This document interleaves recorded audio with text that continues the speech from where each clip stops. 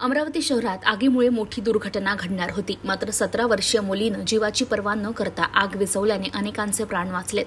ही आगीची घटना कठोरा मार्गावरील पोद्दार शाळेसमोरच्या एका अपार्टमेंटमध्ये घडली होती.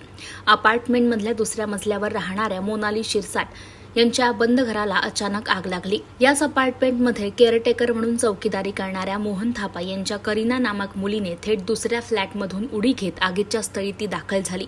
एक नव्हे तर 3 सिलेंडर काढून तिने स्फोट होण्यास थांबवला.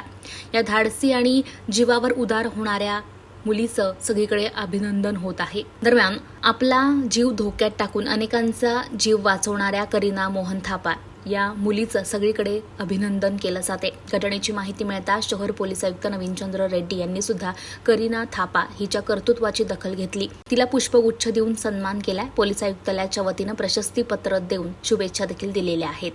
थापा ह्या अल्पवयीन विद्यार्थिनी जे अपार्टमेंट्समध्ये आग लागली होती त्या ठिकाणी जे शौर्य दाखवलं आणि जे समयसूचकता दाखवली त्यामुळे त्या ठिकाणी असलेला कुठलाही मोठा प्रसंग घडला नाही, अनर्थ टळला आणि जीवितहानी आणि वित्तहानीसुद्धा मोठ्या प्रमाणात टळली. आणि आगीची जी घटना घडली होती त्या आगीच्या घटनेमध्ये ह्या मुलीने आपलं स्वतःचं जीवाची पर्वा न करता जे धैर्य दाखवलं, जे शौर्य दाखवलं ते अभिनंदनास्पद आहे.